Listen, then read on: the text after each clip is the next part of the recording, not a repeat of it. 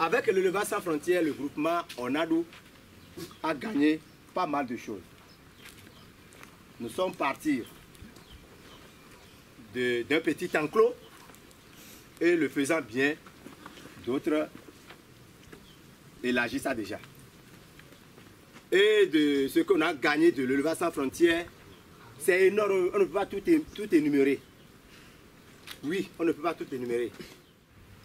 De 10 poulets, c'est-à-dire 9 femelles et puis un géniteur, ce que j'ai compté comme tête de bête aujourd'hui, ce que j'ai vendu, non, si l'argent là allait rester dans ma poche, ici maintenant là, ce serait très gonflé.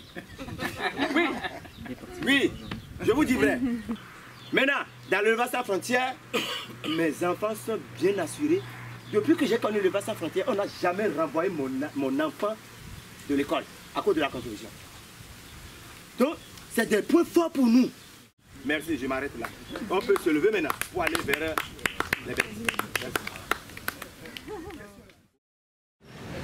Oui, nous sommes en plein atelier, notre atelier de renforcement des capacités de nos partenaires avec lesquels nous travaillons sur le terrain. Élevage sans frontières a initié cette rencontre des différentes équipes terrain pour un échange d'expériences très intéressant de voir des gens qui arrivent des différents pays, du Togo, du Bénin, du Burkina Faso et même d'Haïti, pour pouvoir échanger sur leurs différents projets et sur les difficultés qu'ils rencontrent dans le fonctionnement de leur structure. Donc aujourd'hui, on travaille justement sur la recherche de fonds, le nerf de la guerre, pour essayer de trouver des pistes et des solutions de financement pour ces structures.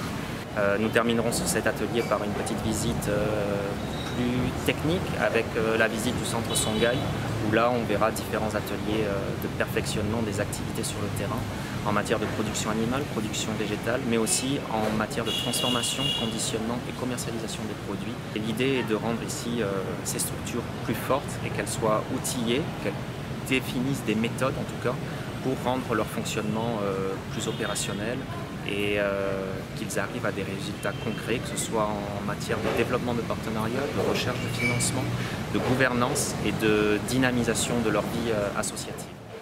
C'est un cliché qui nous met dans la situation où on passe le temps à devoir fondre au lieu de chercher des solutions.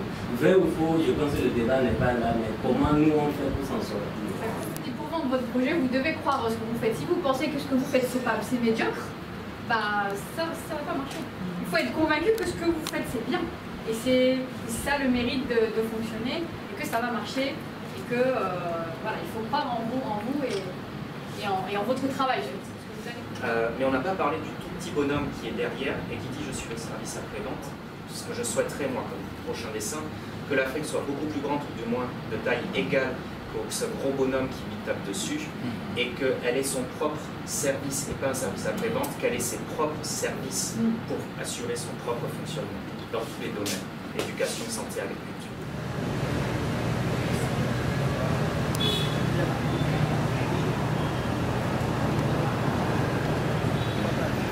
Il faut avoir toute cette technique pour la mise en œuvre de la mobilisation de recherche, savoir vendre le produit, donner la visibilité à tout ce que nous faisons. Moi, je trouve que c'est très intéressant. Non, mais la mission que nous avons. D'abord, il y a un échange humain qui est très fraternel, convivial, et je vois que l'organisation, c'est parfait. C'est un nouveau départ, c'est un nouveau virage pour notre structure. Il faut qu'on ait une activité, une activité qui nous rapporte de l'argent. Ça, c'est bon.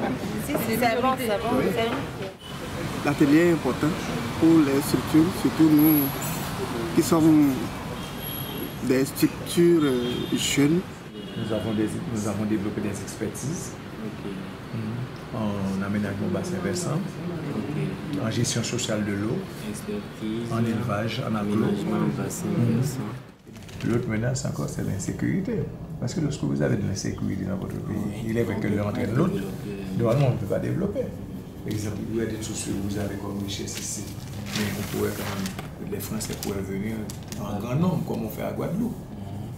pouvez venir voir ici. S'ils ne viennent pas, c'est parce qu'ils ont peur.